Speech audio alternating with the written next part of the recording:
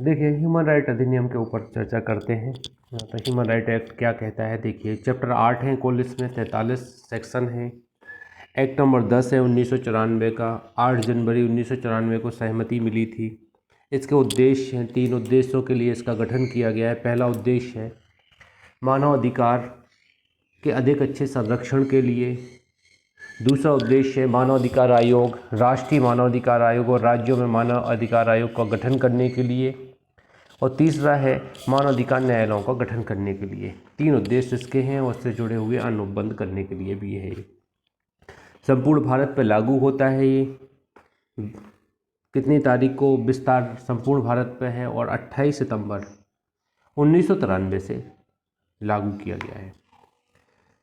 इससे पहले 1948 की सार्वभौमिक लोक घोषणा आई थी, जो संयुक्त राष्ट्र संघ द्वारा लाई गई थी, जिसको 10 दिसंबर 1948 से लागू किया गया था। 10 दिसंबर को अंतर्राष्ट्रीय मानवाधिकार दिवस के तौर पर भी मनाया जाता है। यहाँ पे 28 सितंबर 1993 को मध्य प्रदेश में, इंडिया में, मतलब भारत में मानवाधिकार संरक्षण अधिनियम लागू किया गया। इसकी कुछ परिभाषाएं हैं, जैसे सशस्त्र बल बताया गया है 21A में, सशस्त्र बल पर परिभाषित किया गया है। 21B में अध्यक्ष, राष्ट्रीय और राज्य आयोग के अध्यक्ष 21B में है। 21BA में मुख्य आयुक्त है।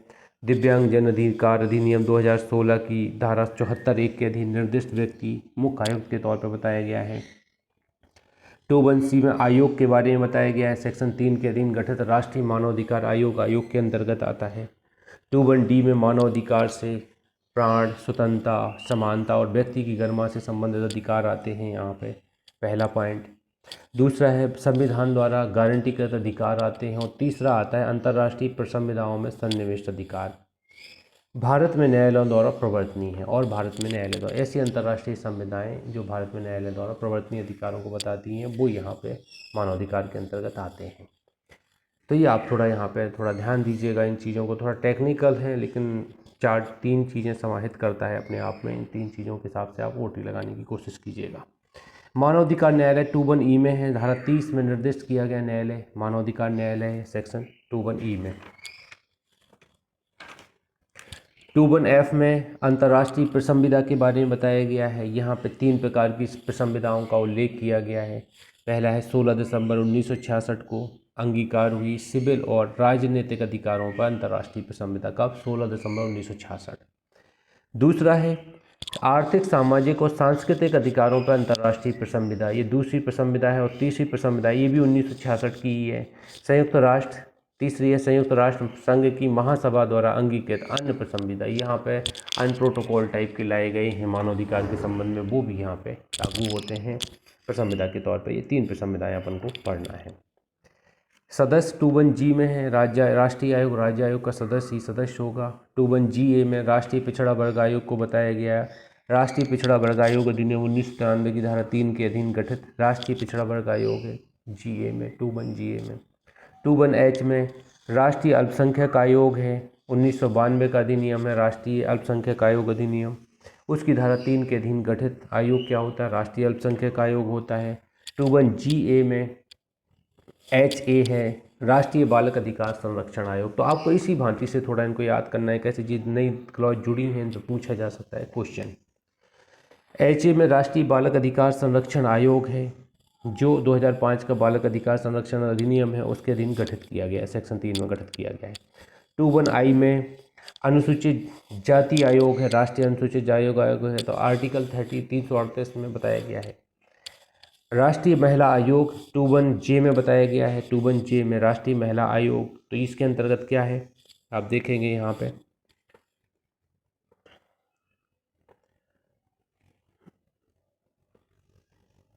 राष्ट्रीय महिला आयोग अधिनियम 1990 की धारा 3 के अधीन गठित किया गया है। अब एक अनुसूचित जनजाति आयोग भी है इससे पहले, तो 21IA में बताया गया है, JA में बताया गया है। JA में तो 338A जोड़ा गया है आर्टिकल, और उसमें ये अलग कर दिया गया है इसको, अनुसूचित जनजाति आयोग को। अधिसूचना बहस छोड़िएगा, लोक सेवक 21 में जो है IPC में वही लोक सेवक होगा। यहाँ पे 21E में 21F में राज्य आयोग है, धारा 21 के अधीन गठित राज्य आयोग है। यहाँ पे राष्ट्रीय आयोग के संबंध में जैसे अपन ने देखा गठन के बारे में, कौन सी धारा है? धारा 3 है। कौन गठन करेगा? केंद्र सरकार गठन करेगी। किन से मिलकर बनेगा राष्ट्रीय आयोग? तो इसके बारे में सब 2 बताती है। इसका अध्यक्ष कौन होगा? भारत का मुख्य न्यायमूर्ति या उच्चतम न्यायालय का कोई न्यायाधीश रहा है। देखिए रिटायर्ड कर दिया है, प्रेजेंट वाला कोई नहीं बन सकता, रिटायर्ड जज होना चाहिए।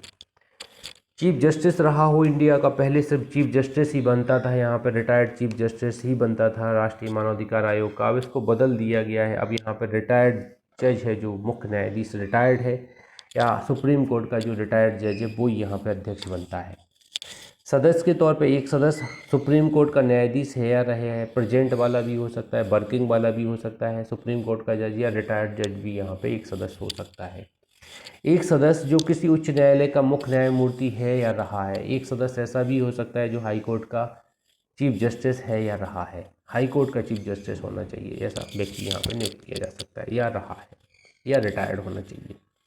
3 सदस्य ऐसे होते हैं जिनमें से कम एक सदस्य महिला होगी। इस पर क्वेश्चन बना है कि मानव अधिकार आयोग के संबंध में विशेष ज्ञान रखने के लिए कितने सदस्यों की नियुक्ति की जाती है। राष्ट्रीय मानव अधिकार आयोग में कितने हैं? 3 सदस्य, जिसमें एक महिला होगी। 6 आयोग हैं जिनके यहाँ पे आयोग के सदस्य समझे जाएंगे। इनके कुछ अध्यक्षों को रखा जाएगा, क्या माना जाएगा? आयोग के सदस्य माना जाएगा। कौन कौन से आयोग हैं? सब क्लॉज 3 में 6 आयोग हैं। राष्ट्रीय पिछड़ा वर्ग आयोग, इसका अध्यक्ष, राष्ट्रीय अल्पसंख्यक आयोग, राष्ट्रीय बालक अधिकार संरक्षण आयोग, राष्ट्रीय अनुसूचित जाति आयोग, राष्ट्रीय अनुसूचित जनजाति आयोग और राष्ट्रीय महिला आयोग। ये 6 आयोग हैं जिनके अध्यक्षों को इसका सदस्य माना जाएगा, पदेन सदस्य माना जाएगा। और दिव्यांग जनों के लिए मुख्य आयुक्त को भी इसका सदस्य समझा जाएगा। दिव्यांग जन के लिए जो मुख्य आयुक्त बनाया गया उसको भी इसका सदस्य समझा जाएगा आयोग का। ये आप ध्यान दीजिएगा, ये 7 पॉइंट यहाँ पे आते हैं। इसका सेक्रेटरी ऑफ जनरल मतलब कुल सचिव कौन या महासचिव कौन होगा? तो मुख्य कार्यपालक अधिकारी होगा। वह आयोग के अध्यक्ष के नियंत्रण के अधीन रहते हुए प्रशासनिक और वित्तीय शक्तियों का प्रयोग करेगा। तो ये आपको ध्यान देना है सब क्लॉज 4 के अंतर्गत। आगे बढ़ते हैं, सब क्लॉज 5 में आ जाते हैं। आयोग का मुख्यालय दिल्ली में होगा। आयोग केंद्र सरकार के पूर्व अनुमोदन से भारत के अन्य स्थानों पर कार्यालय स्थापित कर सकेगा। अन्य स्थानों पर कार्यालय स्थापित कर सकेगा आयोग पूर्व अनुमोदन से। अध्यक्ष और अन्य सदस्यों की नियुक्ति कैसे होगी? राष्ट्रपति करेगा। अध्यक्ष और सदस्यों की नियुक्ति केंद्रीय आयोग के। और एक समिति होगी जिसकी सिफारिश पे नियुक्ति की जाएंगी। समिति में कौन कौन होगा? हाँ बताओ ऋचा जल्दी, टाइम कम है।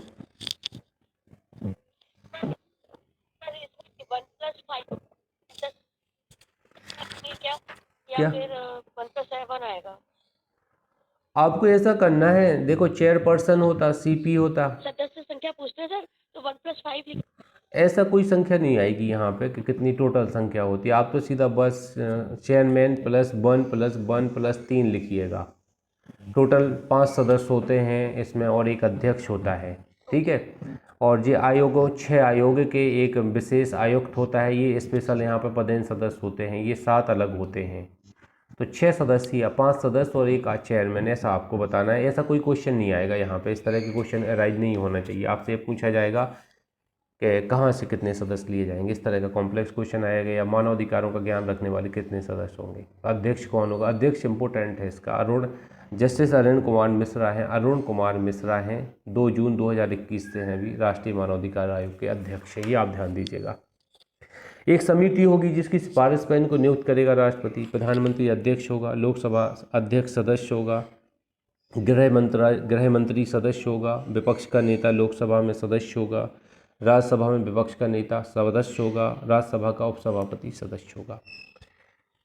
परंतु उच्चतम न्यायालय का आसीन न्यायाधीश या किसी उच्च न्यायालय का कोई आसीन मुख्य न्यायाधीश भारत के मुख्य न्यायमूर्ति से परामर्श करने के पश्चात ही नियुक्त किया जाए। पद पे रहता हुआ अगर न्यायाधीश अपन बनाते हैं यहाँ पे सदस्य, तो यहाँ सुप्रीम कोर्ट के चीफ जस्टिस की परामर्श लगेगी यहाँ पे, तो ही अपन यहाँ पे नियुक्त कर पाएंगे।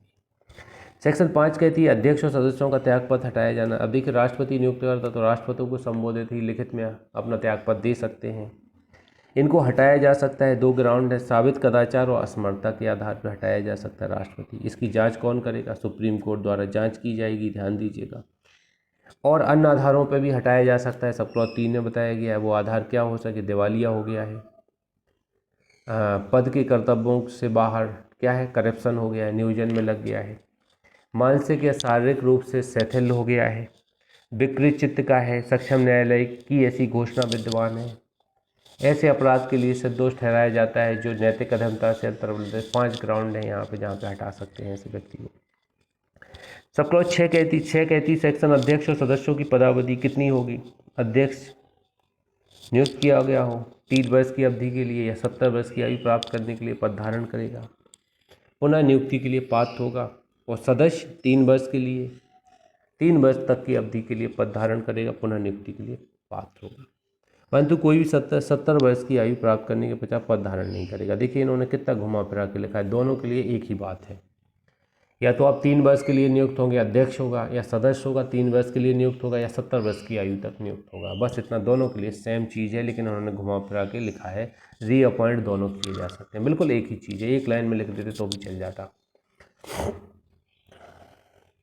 अध्यक्ष या कोई सदस्य अपने पद पर न रहने पर भारत सरकार के अधीन या राज्य सरकार के अधीन किसी नियोजन का पात्र नहीं होगा। ना तो स्टेट गवर्नमेंट में नौकरी करेगा, ना सेंट्रल गवर्नमेंट में पद से हटने के बाद। ये आप ध्यान दीजिए।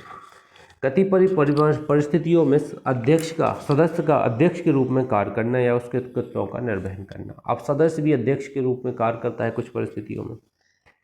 अब देखिए छुट्टी पे चला गया है अध्यक्ष तो सदस्य करेगा, मृत्यु हो गई, पद त्याग कर दिया है, अन्य कारण से रिक्ति हो गई, तो जब तक नए अध्यक्ष की नियुक्ति नहीं कर दी जाती जब तक किसी सदस्य को ही अध्यक्ष के तौर पर बैठाते रहेंगे। ये यहाँ पे समझिएगा। 8 बोलती है अध्यक्ष और सदस्यों की सेवा के निबंधन और शर्तें क्या होंगी। निबंधन और शर्तें क्या होगी, जो बेहद की जाए वो निबंधन शर्तें होंगी। वेतन भत्ते यथावत रहेंगे, इनकी अलाभकारी परिवर्तन नहीं किए जाएंगे वेतन भत्तों में किसी भी स्थिति में। सेक्शन 9 कहती है रिक्तियां आदि से आयोग की कार्रवाइयों का अविधिमान न होना। अगर कोई वैकेंसी है नहीं भरी गई है आयोग में, केंद्रीय आयोग में, तो कार्रवाई अगर होती है तो लीगल होगी, इलीगल नहीं होगी, ये ध्यान दीजिएगा। प्रक्रिया का आयोग द्वारा विनियमित किया जाना। आयोग का अधिवेशन ऐसे समय पर स्थान पर होगा जो अध्यक्ष ठीक समझे, और प्रक्रिया विनियमित अधिनियमित करने की शक्ति होगी। आयोग अपनी प्रक्रिया स्वयं विनियमित करेगा, किस तरह मामले सुनना है ये आयोग स्वयं डिसाइड करेगा, आपको ये ध्यान देना है। आगे बढ़ते हैं। आयोग के अधिकारी और अन्य कर्मचारी बंद। यहाँ पे केंद्रीय सरकार भारत सरकार के सचिव पंक्ति से का एक अधिकारी महासचिव बनाएगी, यहाँ पे ये आप ध्यान दीजिएगा। और ऐसे अधिकारी होंगे जो पुलिस महानिदेशक की पंक्ति से नीचे का ना हो। डीजीपी रैंक के अधिकारी यहाँ पे होंगे। पुलिस और अन्वेषण कर्मचारी अन्य अधिकारी भी यहाँ पे होंगे इसके सहयोग के लिए। आगे बढ़ते हैं, सेक्शन 12 में आ जाते हैं। आयोग की कृत्य क्या है।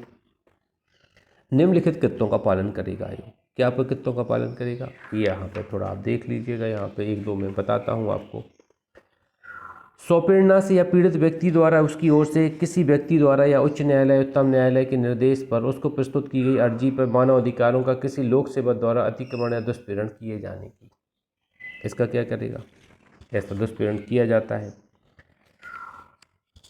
ऐसे अतिक्रमण के निवारण में किसी लोक सेवक द्वारा उपेक्षा की जाने की शिकायत के बारे में जांच करना, ये जांच करेगा। लंबित कार्रवाई में हस्तक्षेप करेगा। जेल अन्य संस्थाओं का निरीक्षण करेगा, सिफारिश करेगा। रक्षोपायों के संबंध में 4 डी बोलता है, सिफारिश करेगा, पुनर्वलोकन करेगा। आतंकवादी कार्रवाइयों के संबंध में पुनर्वलोकन करेगा, रिव्यू करेगा, सिफारिश करेगा। संधियों के संबंध में अध्ययन करेगा, सिफारिश करेगा।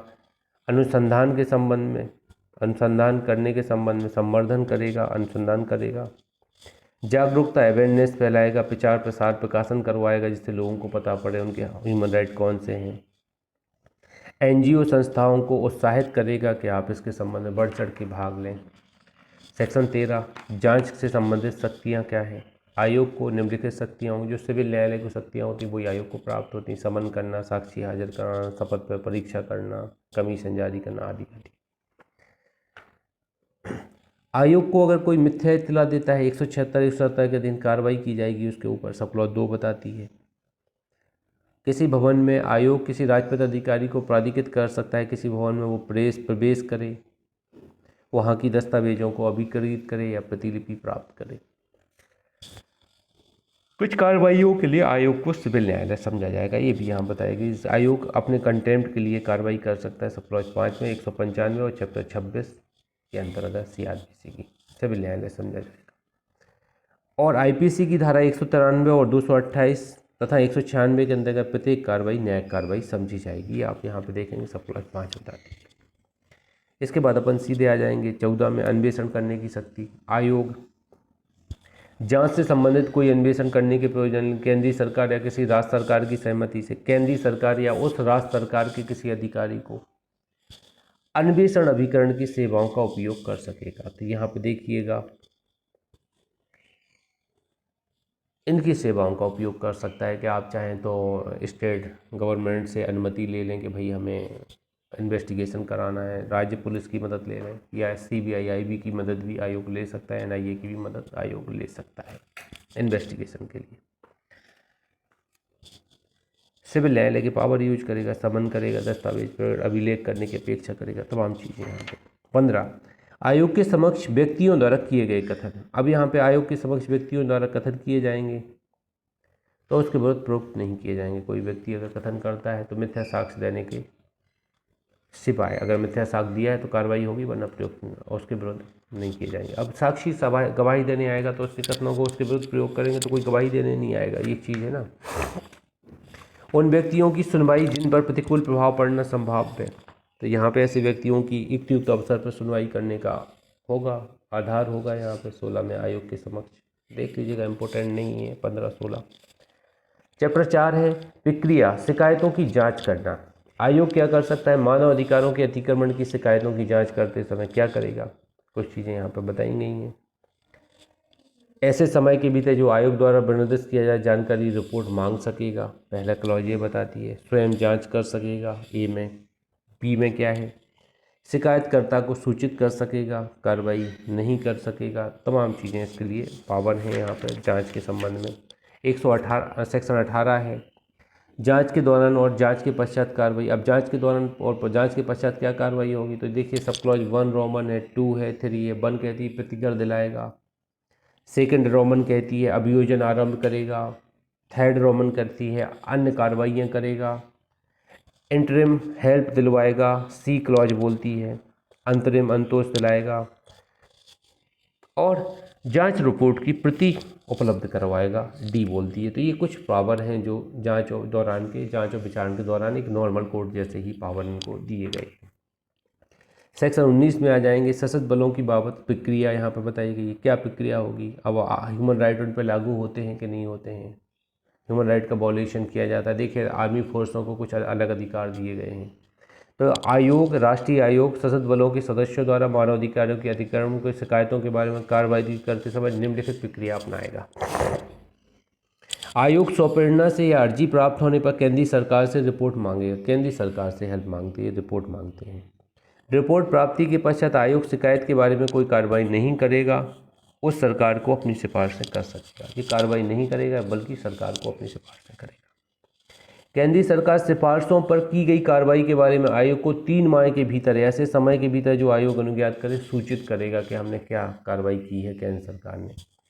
आयोग केंद्रीय सरकार की गई सिफारिशें तथा ऐसी सिफारिशों पर सरकार की कार्रवाई सहित अपनी रिपोर्ट प्रकाशित करेगा। आयोग भी अपनी रिपोर्ट प्रकाशित करेगा सरकार की कार्रवाई सहित, और अर्जीदार को उपलब्ध कराएगा। ये चीज़ें देखिए यहाँ पे आर्मी फोर्स पे इजीली लागू नहीं होता है ह्यूमन राइट। कहने का तात्पर्य ये है केंद्र सरकार के अंडर में, केंद्र सरकार को लग रहा है मोस्टली नहीं कार्रवाई करवाते। वैसे भी विशेष पावर यहाँ पर दिए गए हैं। अपन देखते हैं आर्टिकल कौन से में है। 32 के बाद 33 में आ जाते, 34, 35, मेरे ख्याल से 34 आर्टिकल में आर्मियों के ऊपर फंडामेंटल राइट भी ज़्यादा लागू नहीं होते हैं। आयोग की वार्षिक और विशेष रिपोर्ट, हर साल एनुअल आयोग रिपोर्ट निकालेंगे, केंद्र सरकार राज्य सरकार जैसी स्थिति हो जिसका आयोग हो। चैप्टर 5 में आ जाते हैं राज्य मानव अधिकार आयोग के बारे में बताया गया। देखिए जो वहाँ पे हम लोगों ने सेक्शन 3 में पढ़ा वही चीज़ यहाँ लिखी हुई है, बस फ़र्क इतना है वहाँ केंद्र सरकार गठन करती है, यहाँ राज्य सरकार गठन करती है आयोग को, राज्य आयोग को। आयोग निम्नलिखित सदस्यों से मिलकर बनेगा। देखिए वहाँ सुप्रीम कोर्ट का जज रहता है, यहाँ हाई कोर्ट का मुख्य न्यायाधीश या न्यायाधीश है रहा है, भूतपूर्व रिटायर्ड जज ही आते हैं, चीफ जस्टिस या रिटायर्ड जज। हाई कोर्ट का आएगा अध्यक्ष के तौर पे। अभी की बात करें तो Virendra Mohan Kanwar Madhya Pradesh human right commission के अध्यक्ष हैं। वीरेंद्र मोहन कंवर, यहाँ लिख लीजिए ऊपर, वीरेंद्र मोहन कंवर मध्य प्रदेश मानवाधिकार आयोग के अध्यक्ष हैं। इसका एक सदस्य होगा जो उच्च न्यायालय का न्यायाधीश है या रहा है, या जिला न्यायाधीश है या रहा है, या जिसे जिला न्यायाधीश के रूप में कम से कम 7 वर्ष का अनुभव है, ऐसे व्यक्ति को एक सदस्य बनाएंगे। मतलब प्रेजेंट में पद पे है या रिटायर्ड व्यक्ति, ऐसे व्यक्ति को बना सकते हैं। एक सदस्य होगा जिसको मानव अधिकारों से संबंधित विशेष व्यवहारिक ज्ञान हो। वहाँ 3 सदस्य होते हैं, यहाँ पे एक सदस्य होगा मानव अधिकारों का ज्ञान रखने वाला। इसका एक सचिव होगा, सब क्लॉज 3 कहते हैं, जो मुख्य कार्यकारी अधिकारी होगा, जो आयोग के अध्यक्ष के नियंत्रण के अधीन रहते हुए राज्य आयोग की प्रशासनिक और वित्तीय शक्तियों का प्रयोग करेगा। मुख्यालय राज्य सरकार सूचित करेगी, भोपाल में ही है, अपन को पता ही है मुख्यालय कहाँ है, राष्ट्रीय राज्य आयोग का भोपाल में है। अन्य चीज़ें यहाँ पे आप छोड़ दीजिएगा और काम की नहीं है इस प्रोसीजर में।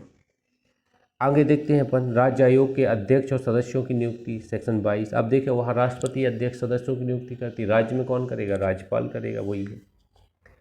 एक समिति वहाँ होती है, वहाँ प्रधानमंत्री अध्यक्ष होता है, यहाँ मुख्यमंत्री अध्यक्ष होता है समिति में, जिसकी सलाह पर वो राज्यपाल नियुक्ति करेगा। तो मुख्यमंत्री अध्यक्ष होगा, विधानसभा का अध्यक्ष सदस्य होगा, गृह मंत्री क्या होगा, सदस्य होगा, विधानसभा विपक्ष का नेता सदस्य होगा। यहाँ पे देखेंगे एक अध्यक्ष और 3 सदस्य होते हैं, वहाँ पे थोड़ी स्ट्रेंथ ज़्यादा है, 4-5 सदस्यों की है।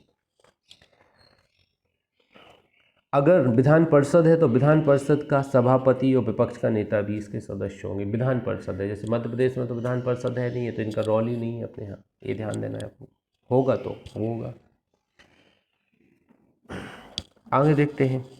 अगर देखिए यहाँ पे पद पे आसीन कोई न्यायाधीश को अगर हम यहाँ सदस्य बनाते हैं तो chief justice of high court की परामर्श करेंगे। वहाँ सुप्रीम कोर्ट के चीफ जस्टिस की परामर्श कर देते हैं, हाई कोर्ट के चीफ जस्टिस की परामर्श कर देते हैं।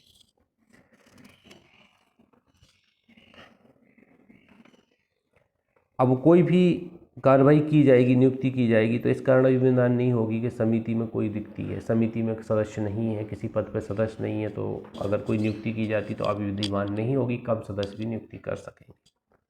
सेक्शन 23, राज्य आयोग के अध्यक्ष या किसी सदस्य का त्यागपत्र हटाया जाना। राज्यपाल को लिखित हस्ताक्षर द्वारा देगा, अपना त्यागपत्र देगा राज्यपाल, लेकिन यहाँ पे देखिए हटाने का पावर राष्ट्रपति को दिया गया है। जैसे नेशनल कमीशन में हटाता, वैसे ही साबित कदाचार असमर्थता के आधार पर राष्ट्रपति आदेश द्वारा हटा सकता है ऐसे सदस्य को जिसकी जांच सुप्रीम कोर्ट करेगी। हटाने की प्रक्रिया दोनों जगह एक जैसी रखी गई। यहाँ राष्ट्रपति ही हटाता है साबित कदाचार असमर्थता पर, वहाँ भी राष्ट्रपति ही साबित कदाचार असमर्थता पर हटाता है।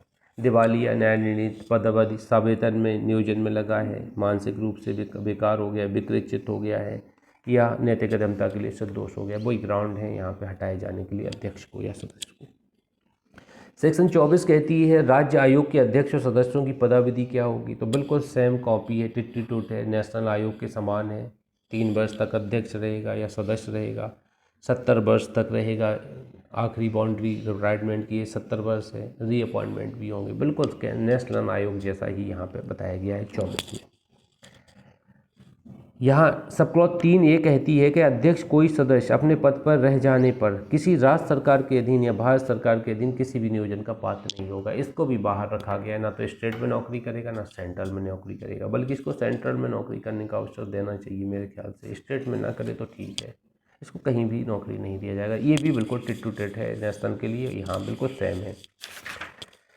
25, कतिपय परिस्थितियों में सदस्य का अध्यक्ष के रूप में कार्य करने कृत्यों का, तो इनको भी बिल्कुल सेम उठा के कॉपी पेस्ट रखा गया है कि अध्यक्ष अनुपस्थित है, मृत्यु हो गई है, पद से त्यागपत्र दे दिया है, तो किसी सदस्य को जब तक अध्यक्ष नियुक्त नहीं हो जाता है अध्यक्ष के तौर पर कार्य कराएंगे, ये यहाँ पर लिखा है। सेक्शन 25 में पहले भी ये धारा अपन पढ़ चुके हैं उसके संबंध में। 26, राज्य आयोगों के अध्यक्ष और सदस्यों की सेवा के निबंधन और शर्तें क्या होंगी। तो राज्य सरकार बेहद करेगी, वेतन तो राज्य सरकार ही तय करेगी ना, इनकी वेतन भत्ते क्या होंगे राज्य सरकार तय करेगी। और यहाँ पे किसी भी स्थिति में एक बार तय होने के बाद अलाभकारी परिवर्तन नहीं किया जाता, इनका पेमेंट हर हालत में दिया जाता है, इनकी पेमेंट में रोक टोक नहीं किया जाता है। कैसे ह्यूमन राइट एक बड़ा विषय है। 27, राज्य आयोग के अधिकारी और अन्य कर्मचारी बन, देखिए यहाँ पे IGP रैंक का यहाँ लिखा है राज्य सरकार सचिव के रूप में, राज्य सरकार के सचिव की पंक्ति से अनिम्न पंक्ति का एक अधिकारी जो राज्य आयोग का सचिव होगा, सचिव पद का होना चाहिए, वो सचिव होगा।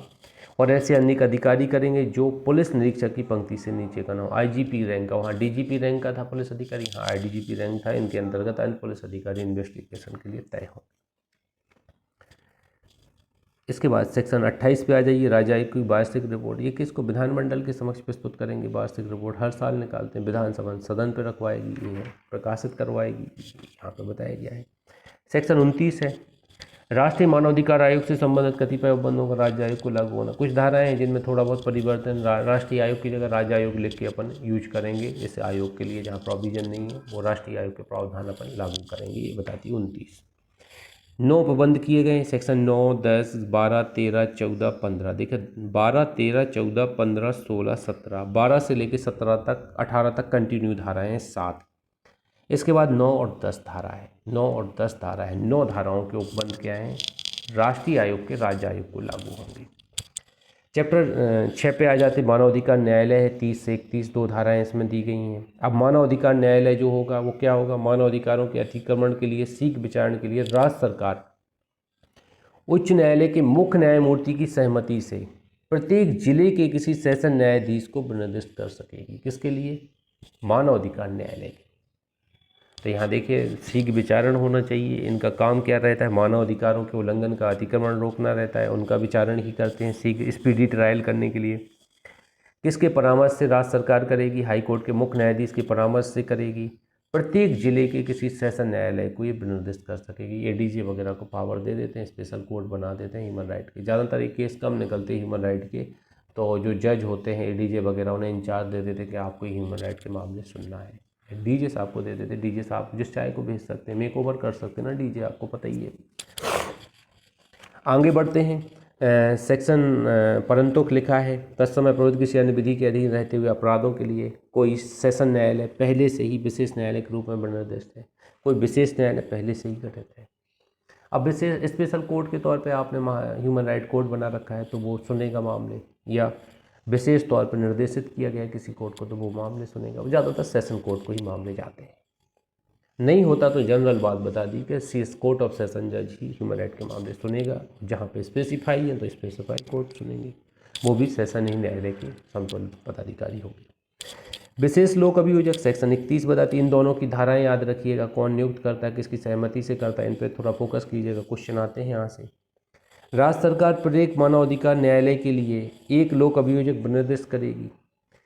किसी ऐसे अधिवक्ता को जिसने कम से कम 7 वर्ष अधिवक्ता के रूप में विधि व्यवसाय किया हो, विशेष लोक अभियोजक के रूप में नियुक्त करेगी। तो 7 वर्ष का अनुभव होना चाहिए। देखिए आप लोग जब 24 की बात करते हैं वहाँ 10 वर्ष बताया गया है विशेष अभियोजक के लिए। 7 वर्ष अनुभव होना चाहिए।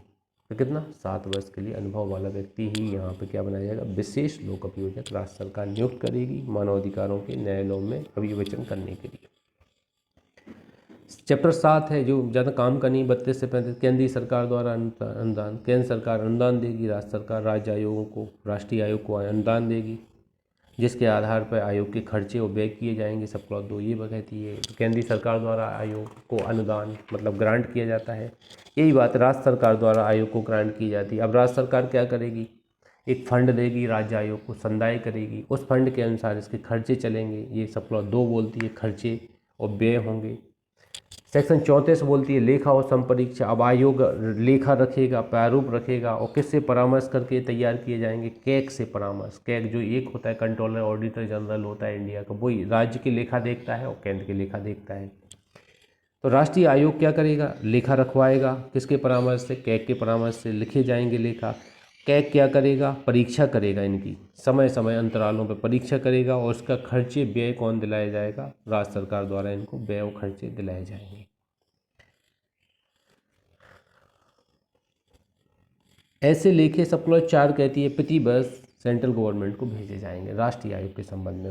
वही बात बिल्कुल राज्य आयोग के संबंध में। राज्य आयोग क्या करेगा, रिकॉर्ड बनवाएगा, कैग के परामर्श से बनवाएगा और जिनकी परीक्षा कैग करेगा उनके खर्चे भी कैग के ये संदेह करेगा। और ऐसा सब क्लॉज 4 के अंतर्गत ऐसा रिकॉर्ड क्या किया जाएगा, वार्षिक रूप से राज्य सरकार को भेजा जाएगा। ये चीज़ यहाँ बताई गई है, ज़्यादा इंपॉर्टेंट धारा नहीं है, आपको ज़्यादा उलझना नहीं है। देखिए कंट्रोलर ऑडिटर जनरल चाहे स्टेट हो या केंद्र हो, दोनों जगह ऑडिट का काम देखता है। चैप्टर 8 है प्रकीर्ण है, जो बिल्कुल मिसलेनियस है, लास्ट का चैप्टर है। इसको भी थोड़ा अपन देख लेते हैं कुछ चीज़ें। आयोग की अधिकारिता के अधीन न आने वाले विषय। अब आयोग किन मामलों को नहीं सुनेगा। अब देखिए किसी राज्य आयोग या किसी न्यायायोग के समक्ष लंबित थे, अब राष्ट्रीय आयोग उन मामलों को नहीं सुनेगा। मान लीजिए मध्य प्रदेश मानवाधिकार आयोग के समक्ष लंबित मामला है तो राष्ट्रीय आयोग नहीं सुनेगा उसको। क्यों नहीं सुनेगा, वो ऑलरेडी चल रहा है ना, 2 जगह एक ही मामला नहीं चला सकते। जैसे हाई कोर्ट सुप्रीम कोर्ट में रेट लगाना, एक जगह लगा दो, नहीं सुनेगा दूसरा। दूसरी चीज़ पे आईएमपी लगा दीजिए, इस पर ओटी बनता ही है कि मान लीजिए किसी के मानवाधिकारों का उल्लंघन होता है तो कितने समय तक ऐसे उल्लंघनों को मानवाधिकारों के संबंध में कार्रवाई कर सकते हैं अपन, लिमिटेशन बताता है ये सब। दो आयोग, राष्ट्रीय आयोग या राज्य आयोग उस तारीख से जिसको मानवाधिकारों का अतिक्रमण गठित करने वाले कार्य का किया जाना अभिकथित है, 1 वर्ष की समाप्ति के पश्चात किसी विषय की जांच नहीं करेगा। 1 वर्ष की समाप्ति के पश्चात जांच नहीं करेगा। ये आप limitation of the proceeding 1 year है ह्यूमन राइट में। मतलब किसी के मानवाधिकारों का उल्लंघन हुआ है और 1 साल बीत गया है, अब आपने कार्रवाई के लिए आवेदन किया है तो खारिज कर देगा, लेगा ही नहीं कि कितना टाइम हो गया, 1 साल हो गया साहब, 1.5 साल जाइए, कोई रिलीफ नहीं मिलेगा, इसमें पहले आना था आपको। तो 1 साल यहाँ पे लिमिटेशन है आपको कार्रवाई करवाने के लिए ह्यूमन राइट में सेक्शन 36(2) के तहत, ये ध्यान दीजिएगा। विशेष अन्वेषण दलों का गठन। अब देखिए सरकार या राज्य सरकार या केंद्र सरकार, सिट आपने सुना होगा, एसआईटी की टीम वहाँ पे इन्वेस्टिगेशन कर रही है। इन्वेस्टिगेशन में क्या आता है, एसआईटी, इसको एक विशेष अन्वेषण दल कहा जाता है। तो राज्य सरकार इनको गठन करती है विशेष अन्वेषण दल, और ये क्या करते हैं, मानवाधिकारों की अतिक्रमण की अन्वेषण करते हैं। ज़्यादातर कहाँ पे होता है, जैसे मैंने एक केस लगाया था, मैंने आपको बताया सागर विश्वविद्यालय में एक मेरे जूनियर को किसी ने बेल्ट मार दिया था रैगिंग के दौरान। तो बंगाली 2 लड़के थे, एक कर्रापुर का लड़का था, एक लड़का और था, 4 लोगों के ऊपर ह्यूमन राइट का केस बनवाया था मैंने। हमारे कुछ सीनियर थे और मैं थे, हम लोगों ने बनवाया था। तो वहीं यूनिवर्सिटी की एक पैनल बना दी गई थी जिसमें कुछ अधिकारी, एक आध पुलिस अधिकारी को जोड़ दिया गया था। इन्वेस्टिगेशन टीम, स्पेशल दल बना दिया गया था जो इन्वेस्टिगेशन करता था। जो हॉस्टल आया उसने जांच पूछ की, वो लोग फरार हो गए थे। हम लोगों ने पूरा विवरण बताया कि ऐसा ऐसा हुआ था, उससे बुलवाया जिसके साथ पीड़ित व्यक्ति था। 4-6 महीने बाद फिर राजीनामा कर लिया था कि फ्यूचर ख़राब नहीं होना चाहिए उनका। तो ये जो टीम है पूरा रिपोर्ट लगा के भेजती है कि प्रथम ऑफेंडर था और वो अपनी गिल्टी स्वीकार करता है, आइंदा ऐसा नहीं होगा, इसलिए अपन लोग राजीनामा के आधार पर मामला डिस्पोजल कर रहे हैं। तो ऐसा करके ये लोग निर्धारित कर देते। राज्य आयोग तक मैटर गए ही नहीं है। हम लोग चाहते इस टीम के विरोध में जा सकते थे, अपील कर सकते थे राज्य आयोग के समक्ष या केंद्र आयोग के समक्ष, अगर हम लोग उसे बाहर ही करवाना चाहते थे, लेकिन वो हमेशा के लिए दुश्मनी हो जाती, इसलिए अपन लोगों ने ऐसे करवाया। सद्भावपूर्वक की गई कार्रवाई के लिए संरक्षण। अब किसको संरक्षण दिया जाए, कोई भी कार्रवाई नहीं की जाएगी, लीगल बाद नहीं लाया जाएगा, क्रिमिनल कार्रवाई नहीं। केंद्र सरकार को संरक्षण है, राज्य सरकार को संरक्षण है, राष्ट्रीय आयोग को संरक्षण है, राज्य आयोग को संरक्षण है, राज्य आयोग या राष्ट्रीय आयोग के किसी सदस्य को संरक्षण है, केंद्र सरकार, राज्य सरकार और दोनों आयोगों के निर्देशाधीन कार्य करने वाले व्यक्तियों को संरक्षण है। तो ये 7-8 पॉइंट हैं जो आप इस पर नंबर डाल देना, किन किन को संरक्षण है। उसमें आ जाता है निम्नलिखित में से सद्भावपूर्वक कार्रवाई से संरक्षण किसे प्राप्त नहीं है। एक आम व्यक्ति लिखा होगा और बाकी दिन में से लिखे होंगे, तो आम व्यक्ति को प्राप्त नहीं है संरक्षण या सद्भावपूर्वक का, सिर्फ अधिकारियों को प्राप्त है। ये ध्यान दीजिएगा, इस तरह के क्वेश्चन आ जाते हैं। तो ये 6 पॉइंट है, इसमें 6 पॉइंट डाल देना। जितने नाम है, केंद्र सरकार नंबर 1, राज्य सरकार 2, आयोग राष्ट्रीय आयोग 3, राज्य आयोग 4, उसके सदस्य 5, 6, इनके निर्देशाधीन व्यक्ति 6 लोग आते हैं जिनको संरक्षण है सेक्शन 38 के अंतर्गत। 39 कहती है सदस्यों अधिकारियों का लोक सेवक होना। सेक्शन 21 के अंतर्गत लोक सेवक होंगे, चाहे राष्ट्रीय आयोग हो, राज्य आयोग हो, इनके सदस्य अधिकारी क्या होंगे, लोक सेवक समझे जाए। प्रत्येक अधिकारी हो, लोक सेवक तो होंगे, इनके ऊपर अगर आप कार्रवाई करेंगे तो आपके ऊपर दंडित हो जाएंगे। लोक सेवक के ऊपर कार्रवाई करते हुए पाए जाएंगे तो दंडित किए जाएंगे। नियम बनाने की शक्ति किसको है, 40 में केंद्र सरकार नियम बनाती है। राष्ट्रीय आयोग के संबंध में, किसके संबंध में, आयोग के मतलब इस अधिनियम के संबंध में केंद्रीय सरकार नियम बनाती है। और ऐसे नियमों को 30 दिन के अंतर्गत सदन के दोनों सदन पर रखा जाता है, संसद के। ये लिखा है, सब 2 में लिखा है कौन कौन से नियम इम्पोर्टेंट नहीं है, बस इतना ही देखिएगा। केंद्र सरकार नियम किस धारा बनाती है, 40 से बनाती है। 40A में ये इम्पोर्टेंट है, ये आप ध्यान देना है। ये एक ऐसा है जहाँ पे भूतलक्षी प्रभाव से नियम बनाने के पावर यहाँ पे दिए गए हैं। 40(2)B के अधीन देखिए केंद्र सरकार की पावर है नियम बनाने की शक्ति के अंदर। देखिए ये भूतलक्षी प्रभाव से नियम बनाने की शक्ति किसको दी गई है, तो इस धारा के ऊपर आप एक चीज़ लिख लीजिएगा, केंद्रीय सरकार को पावर, केंद्रीय सरकार की पावर। कैसे, इसमें आपको कहीं नहीं मिलेगी, केंद्रीय सरकार की शक्ति। अब यहाँ पे पहली लाइन लिखी है, इसको मैं पढ़ता हूँ, देखो भूतलक्षी प्रभाव से कौन नियम बनाता है, इसमें स्पष्ट हो जाएगा। धारा 40 की उपधारा 2 के खंड बी के अधीन नियम बनाने की शक्ति के अंतर्गत। अब 40 उपधारा 2 में नियम कौन बनाता, केंद्र सरकार बनाती है। तो उसकी शक्ति के अंतर्गत क्या है, ऐसे नियमों में किसी नियम का भूतलक्षी प्रभाव से किसी ऐसी तारीख से बनाने की शक्ति होगी जो उस तारीख से पूर्वतः ना हो, जिसको इस अधिनियम को राष्ट्रपति की अनुमति प्राप्त हुई है। तो जिस दिन राष्ट्रपति ने सहमति दी थी इसको अधिनियम को, उस उससे पहले की नहीं होना चाहिए कि अधिनियम ही नहीं बना है और आपने नियम बना दिया। ऐसा नियम नहीं बना पाएंगे। जिस दिन राष्ट्रपति की सहमति होती है उस दिन तक तो आप नियम बना सकते हैं, उसी दिन के बाद पब्लिश मान लिया जाता है। उसी तारीख को या अगली तारीख को पब्लिश कर दो तो अपन क्या होते हैं, एक्ट लागू हो गया। तो ये अधिनियम इकलौता है 40A में है भूतलक्षी प्रभाव से नियम बनाने की केंद्र सरकार की शक्ति। ध्यान दीजिएगा, बहुत इंपॉर्टेंट क्लॉज है, यूनिक क्लॉज है, किसी में नहीं है, पूछी जा सकती है। बिल्कुल ऐसी चीज़ें पूछते हैं वो लोग जहाँ पे आदमी थोड़ा ध्यान नहीं देता है।